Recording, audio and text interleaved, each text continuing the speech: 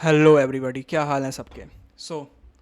आज की हम वीडियो में बात करने जा रहे हैं आचार्य प्रशांत की मोरालिटी के बारे में, उनके एस्थेटिक सेंस के बारे में और उनकी पॉलिटिक्स के बारे में। सो मोरालिटी एक सवाल से डील करती है, and that question is how to live. कि जिए तो जिए कैसे, इस सवाल से डील करती है मोरालिटी।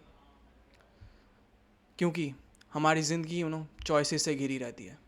तो मोरालिटी इस सवाल का जवाब देगी कि उन चॉइसेस को चूज़ करने का क्या बेसिस होना चाहिए। तो सपोज़ तुम एक नाहिलिस्ट हो, तो नाहिलिस्ट के चॉइसेस के पीछे का बेसिस क्या है? वो है death and insignificance of life. कि तुम एक दिन मर जाओगे, तुम एक दिन पैदा हुए हो, तुम्हारा पैदा होना भी मीनिंगलेस है, तुम्हारा मरना भी। सो जो भी तुम करोगे वो सब कुछ मीनिंगलेस होगा। एंड ये है नाहिलिज्म की मोरालिटी। तो सपोज़ तुम नाहिलिस्ट के आगे एक केक लेके चले जाते हो और तुम उससे पूछते हो कि इस केक को खाए कि ना खाए, तो नाहिलिस्ट का जवाब होगा खाओ या ना खाओ, उससे कुछ फ़र्क नहीं पड़ता। क्यों? क्योंकि तुम एक दिन मर जाओगे। उसी तरीके से आचार्य प्रशांत की फ़िलॉसफ़ी के 3 फंडामेंटल पिलर्स हैं, sorry 4। The first one is death, the second one is suffering, the third one is freedom and the fourth one is observer. इन चारों पॉइंट्स को हम देखेंगे। उससे पहले, जैसा कि हमने पिछली 2 वीडियोस में देखा कि कैसे एक पर्टिकुलर तरह की मेटाफिजिक्स और एक पर्टिकुलर तरह की epistemology which is your spiritual metaphysics and spiritual epistemology को फॉलो करने के लॉजिकल कॉन्सिक्वेंसेस क्या हुए थे। तो आचार्य प्रशांत को कहीं ना कहीं ये बात पता थी, भले ही उन्होंने कभी वर्बली इस बात को नहीं कहा या फिर कभी एक्सप्लिसिटली इस बात को नहीं कहा अपनी वीडियोस में, पर उन्हें पता था कि अगर हम इस बात पे बिलीव करते हैं या फिर इस बात को कन्विंस करने की कोशिश करते हैं लोगों को कि ये दुनिया एग्जिस्ट नहीं करती, तुम एग्जिस्ट नहीं करते, है ना, और जो चीज़ एग्जिस्ट करती है उसे जाना नहीं जा सकता, तुम अपने सेंसेस के ऊपर रिलाई नहीं कर सकते, उसका लॉजिकल कॉन्सिक्वेंस क्या होगा? उसका लॉजिकल कॉन्सिक्वेंस पागलपन होगा, जैसा कि हमने पिछली वीडियोस में देखा था। और कहीं ना कहीं ये बात शायद आचार्य प्रशांत को भी मालूम थी। उस वजह से आचार्य प्रशांत के जो 3 या 4 फंडामेंटल पिलर्स हैं मोरालिटी के, वो काफ़ी प्रैक्टिकल हैं। तो जो पहला पिलर है वो है डेथ, कि हम सब एक दिन मर जाने वाले हैं। सो हमें वो काम करना चाहिए, सुनना ज़रा, उस काम को करना चाहिए जो हमारी ज़िंदगी को ऊंचाई दे। हमें ऊंचे काम करने चाहिए, ना कि एक आम आदमी बन के ही रह जाना चाहिए। समझ रहे हो? अब according to Acharya Prashant, what is ऊंचा काम, या फिर what does it means by making yourself big, महान? And the answer to that question is suffering. कि ऐसा कोई भी काम जो तुम्हारी सफरिंग को घटाता हो, दुनिया की सफरिंग को घटाता हो, that work is great work, वही महान काम है, वही ऊंचा काम है। तो समझ लो, तुम्हारी ज़िंदगी में एक ऑप्शन आया कि तुम्हें जानवर खाने चाहिए कि नहीं खाने चाहिए, नॉन वेज खाना चाहिए कि नहीं खाना चाहिए, तो उसका जवाब क्या होना चाहिए एग्जैक्टली? तो उसका जवाब होना चाहिए कि मेरी इस चॉइस की वजह से जानवरों की सफरिंग बढ़ रही है, इसलिए मैं इस चॉइस को नहीं लूँगा। सिंपल। उसी तरीके से क्या तुम्हें शादी करनी चाहिए या नहीं करनी चाहिए, तो डिपेंड करता है कि उसकी वजह से तुम्हारी सफरिंग इंक्रीज़ होगी या डिक्रीज़ होगी। अगर सफरिंग तुम्हारी बढ़ रही है then you should not marry, अगर सफरिंग तुम्हारी कम हो रही है देन यू शुड मैरी, है ना। तो ये डिपेंड करता है पर्सन टू पर्सन। कि सपोज़ समझ लो वेडिंग ही है, अब वो किस पे डिपेंड करती है? उस पर्सन पे जिससे तुम शादी करने वाले हो। अब सपोज़ वो जो पर्सन है वो, उसका नेचर अच्छा नहीं है, वो बुरा है, तो तुम्हारी ज़िंदगी में सफरिंग कम होगी या बढ़ेगी? तो उसका जवाब है कि तुम्हारी ज़िंदगी में सफरिंग बढ़ेगी। तो क्या तुम्हें शादी करनी चाहिए? तो इन दिस केस नहीं करनी चाहिए। But there are some people, हो सकता है जो तुम्हारी सफरिंग को कम करने में मदद करें, तो शायद उनसे शादी करना अच्छी चीज़ भी हो सकती है। So well, it depends. Now the third pillar is freedom. अगर तुम्हारी आज़ादी बढ़ रही है तो तुम्हारी सफरिंग भी कम हो रही होगी।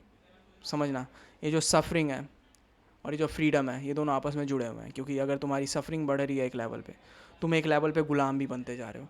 अगर तुम्हारी फ्रीडम जो है वो कम हो रही है तो तुम्हारी सफरिंग भी बढ़ रही है। अगर तुम्हारी फ्रीडम बढ़ रही है तो सफरिंग कम हो रही है। समझ पा रहे हो? सो सेम क्वेश्चन को दोबारा उठाते हैं, क्या तुम्हें वेडिंग करनी चाहिए या नहीं करनी चाहिए? So the answer to that question is, क्या तुम्हारी उससे फ्रीडम कम होगी या ज़्यादा होगी? अगर तुम्हारी फ्रीडम कम हो रही है then you should not marry. अगर तुम्हारी फ्रीडम बढ़ रही है उसकी वजह से, then you should marry. So and that is the basis of Acharya Prashant morality. And fourth और लास्ट पॉइंट आता है विच इज़ ऑब्जर्वर। ये है आचार्य प्रशांत का एक मिस्टिकल एलिमेंट उनकी मोरालिटी का। क्योंकि एक सर्टेन काइंड ऑफ मेटाफिजिक्स जो कि हमने पिछली वीडियोस में देखा, एक सर्टेन काइंड ऑफ एपिस्टोमोलॉजी जो कि हमने पिछली वीडियोस में देखा, उसे फॉलो करते हैं तो उसका कहीं ना कहीं एक लॉजिकल कॉन्सिक्वेंस हमारे आचार्य प्रशांत की मोरालिटी में भी देखने को मिलता है। अब यहाँ पे क्या हो जाता है एग्जैक्टली, जब आप ऑब्जर्वर वाले कॉन्सेप्ट को अब देखते हो, जब आप उसे समझने की कोशिश करते हो। सो अकॉर्डिंग टू आचार्य प्रशांत, एक ऐसा आदमी जो पूरी तरीके से खुद को मिटा चुका है, एक ऐसा आदमी जिसमें कोट अंडर कोट्स अहम भाव नहीं है, जो पूरी तरीके से आत्मस्थ हो चुका है, अब जो वो कर देता है वही सही है। यहाँ पे ना कोई, अब समझना ज़रा, अब इस पॉइंट पे आके गलत और सही पूरी तरीके से मिट जाता है। अब जो इंसान है जो एक्शन ले रहा है, अब वही बन चुका है डिसाइडिंग फैक्टर इस बात के लिए कि वो काम सही है कि गलत। समझ पा रहे हो? सो एक आम आदमी के लिए क्या होता है एग्जैक्टली? एक आम आदमी के लिए होता है कि भाई, हो सकता है तुम्हारे एक्शन गलत हैं तो गलत हैं, तुम्हारे एक्शन सही हैं तो सही हैं, हो सकता है तुम्हारे मोटिव से सही हो, तो हो सकता है तुम्हारा एक्शन भी सही हो जाए। समझना ज़रा इस बात को।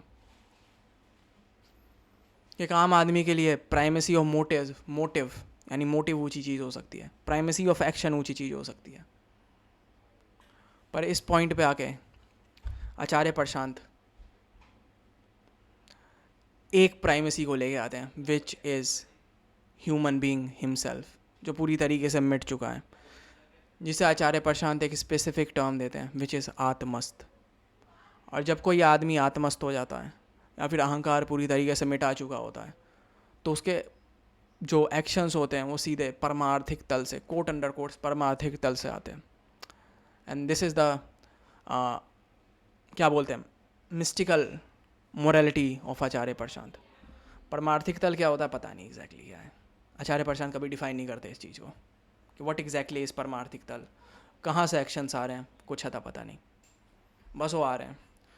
अकॉर्डिंग टू आचार्य प्रशांत एक ऐसा पॉइंट आता है जब कर्ता पूरी तरीके से मिट जाता है, और जब कर्ता मिट जाता है तो कर्म करने वाला कौन बचा? और जब कर्म करने वाला ही नहीं बचा तो सही और गलत क्या? सही और गलत उन लोगों के लिए होता है जिनके पास चॉइसेस होती हैं, वो तो चॉइसलेस हो चुका है, जो वो कर दे वही सही है। मतलब समझ आ रहा है? कोट अंडर कोट्स जो आत्मस्थ इंसान है वो जो कर दे वही सही हो जाता है। समझ पा रहे हो? And this is the mystical element of Acharya Prashant morality.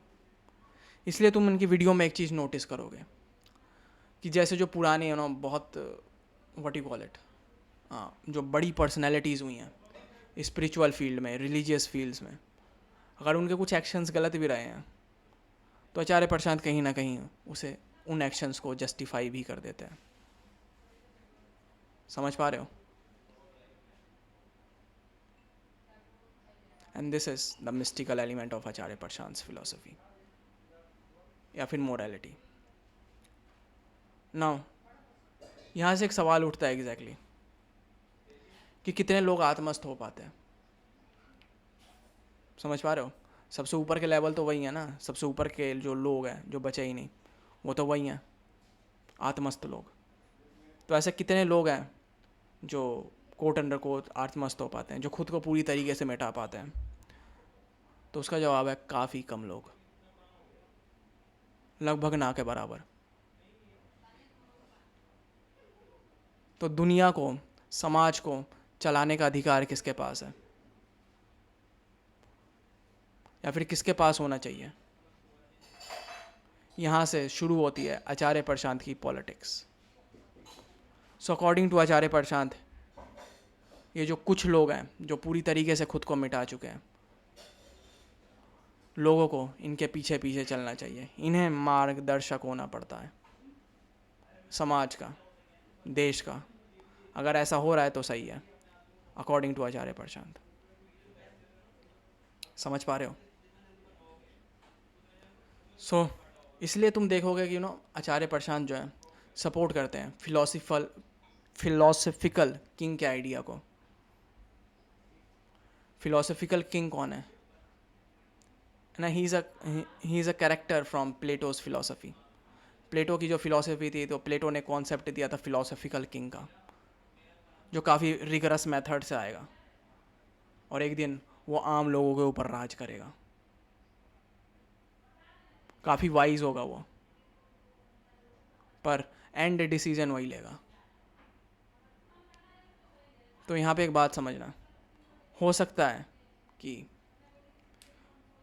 Philosophical जो किंग है उनका कॉन्सेप्ट बहुत अच्छा हो, पर जो फिलोसफिकल किंग है यार, तुम देखो तो एक तरीके से जो पूरी पावर है एक आदमी के हाथ में कॉन्सेंट्रेट होना, वो क्या होता है एग्जैक्टली? समझ लो तुम सारी की सारी पावर्स एक आदमी के हाथ में कॉन्सेंट्रेट कर दो, जो कि भले ही वो फिलोसफिकल किंग हो, वाइज किंग हो, इट डजेंट रियली मैटर. वो क्या होती है एग्जैक्टली? विच इज़ वो होती है डिक्टेटरशिप. डिक्टेटरशिप में ही तो ऐसा होता है कि एक आदमी के हाथ में सारी पावर कॉन्सेंट्रेट हो चुकी है. और भले ही फिलोसफिकल किंग हो सकता है बहुत समझदार हो, पर अगर उसके हाथ में हम सारी पावर्स दे रहे हैं तो हम किसे सपोर्ट कर रहे हैं? डिक्टेटरशिप को. सो आचार्य प्रशांत एक लेवल पे डिक्टेटरशिप को सपोर्ट करते हैं. समझ पा रहे हो? And that is the politics of Acharya Prashant. मैं तुम्हें काफ़ी मोटा मोटा बता रहा हूँ. Now we are moving on to the aesthetic sense of Acharya Prashant. So Acharya Prashant का कि एस्थेटिक सेंस किस चीज़ से डील करता है, कि व्हाट इज़ ब्यूटीफुल, कि खूबसूरत क्या है, खूबसूरती क्या है एग्जैक्टली. सो इस बात को समझने के लिए हमें एक एनालॉजी को समझना पड़ेगा, जो कि दी थी पाइथागोरस ने. सो पाइथागोरस एक एनालॉजी देते हैं जहाँ पे वो एक स्टेडियम को कहते हैं कि इमेजिन करो, वहाँ पे 3 तरह के लोग हैं. द फर्स्ट वन, ऐसे लोग हैं जो उस मैच को देखने आए हैं, केवल वो मज़े से बैठेंगे, चिल मारेंगे, देखेंगे बस मैच को. उनका कुछ मतलब नहीं है किसी चीज़ से, वो बस वहाँ पे इंजॉय करने आए हैं, वो बस देखने आए हैं. दे आर ऑब्जर्वर्स, है ना. और कुछ ऐसे लोग हैं जो अपना बिजनेस चलाने आए हैं वहाँ पे हो सकता है कोई नमकीन बेच रहा हो, कोई पानी बेच रहा हो, ये सब करने आए हैं. Now these are second kind of people. और जो थर्ड काइंड ऑफ लोग हैं वो हैं प्लेयर्स, जो वहाँ पे गेम खेलने आए हैं. तो ये 3 तरह के लोग हैं. सो अकॉर्डिंग टू पाइथागोरस,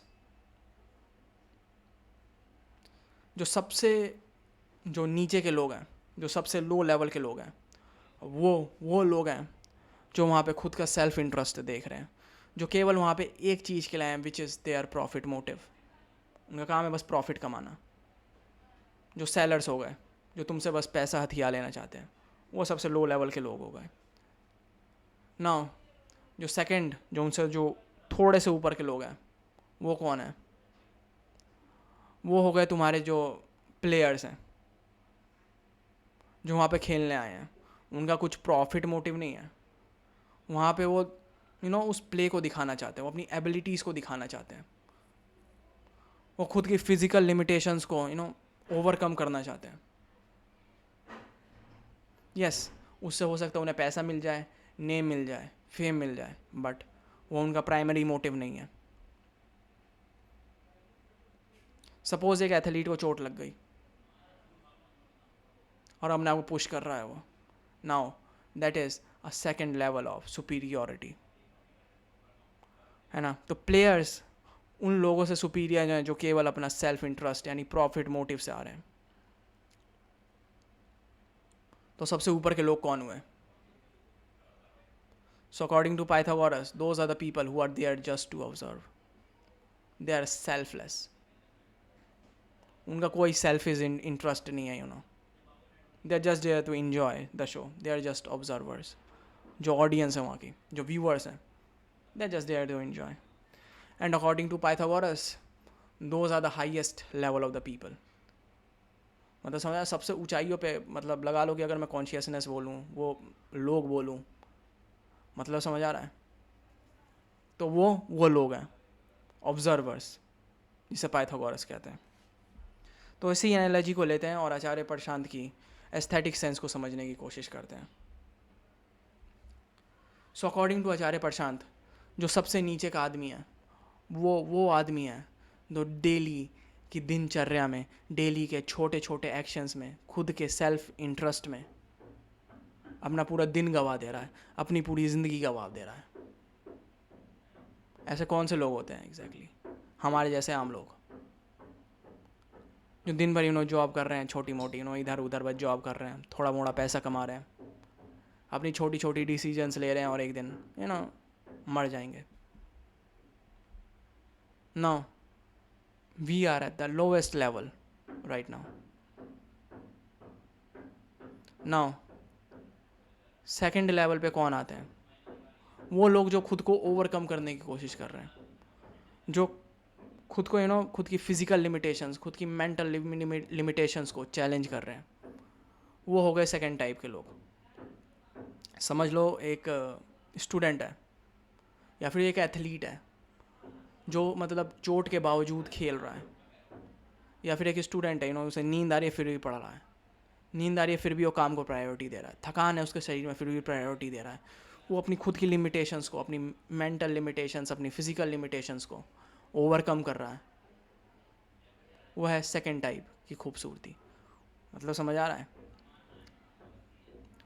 वो सेकेंड टाइप के खूबसूरत लोग हैं, वो सेकेंड टाइप के ऊँचे लोग हैं ना। जो थर्ड और जो सबसे ऊँचे लोग हैं, वो हैं जो केवल ऑब्जर्वर हैं। वो मिट चुके हैं पूरी तरीके से।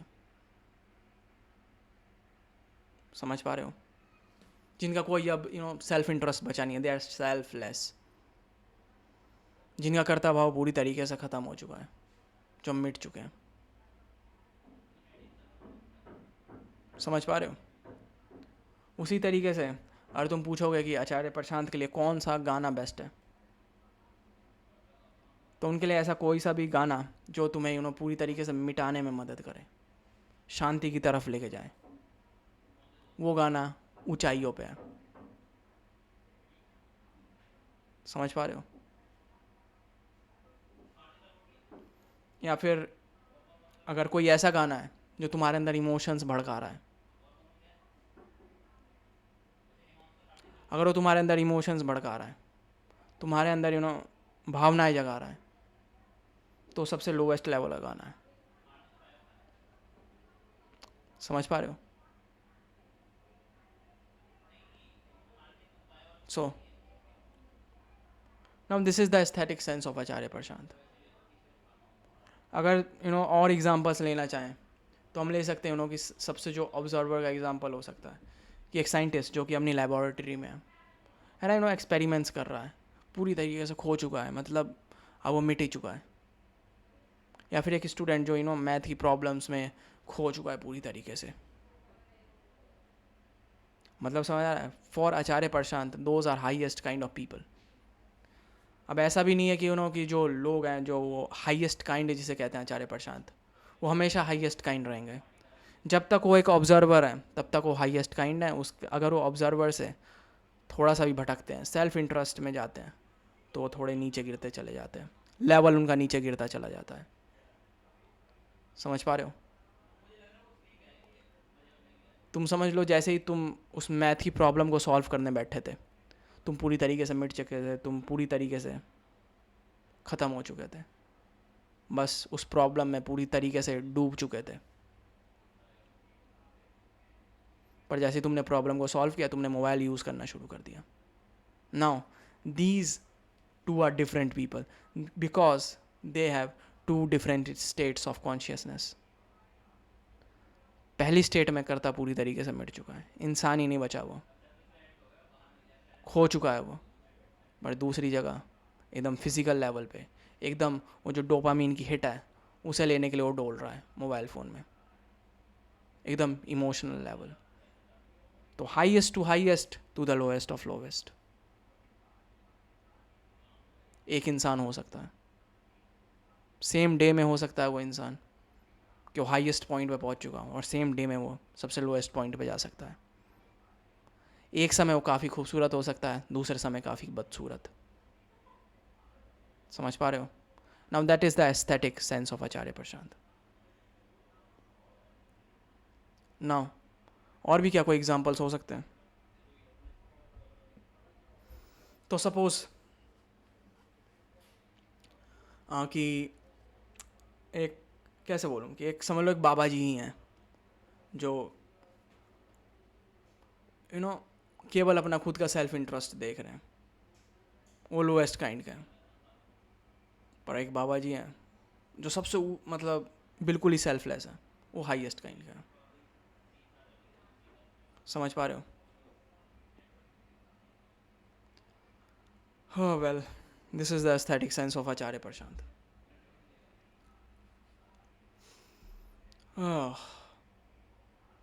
है ना? और भी सॉन्ग्स का एग्जांपल ले सकते हैं, या फिर पेंटिंग कौन सी अच्छी होती हैं। ऐसी पेंटिंग्स जो तुम्हारे अंदर इमोशंस भड़काएं, वो पेंटिंग्स अगली हैं। ऐसी पेंटिंग्स जो तुम्हारे अंदर शांति ला पाएँ, वो पेंटिंग्स ऊंची हैं। जो तुम्हें मिटा पाएँ,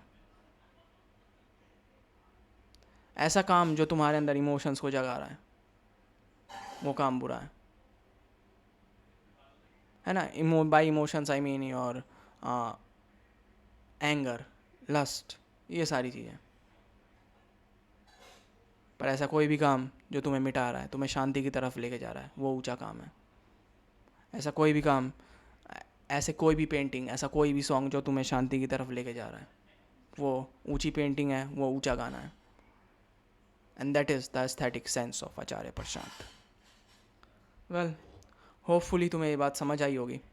नहीं समझ आई, कमेंट सेक्शन में सवाल पूछो, है ना? मैं कोशिश करूँगा कि और अच्छे से समझाऊँ। And one of the reasons कि थोड़ा समझाना मुश्किल होता है, क्योंकि आचार्य प्रशांत के चैनल पे इतनी सारी वीडियोस हैं। तुम वहाँ पे जाओगे, तुम जो मैं तुम्हें बता रहा हूँ, इन पैटर्न्स को वहाँ पे लगा के देखना, कंफर्म करके देखना कि ये पैटर्न्स बैठ रहे हैं कि नहीं बैठ रहे, तब तुम्हें समझ आएगा। सो आज के लिए बस इतना ही। Let me play a song for you guys.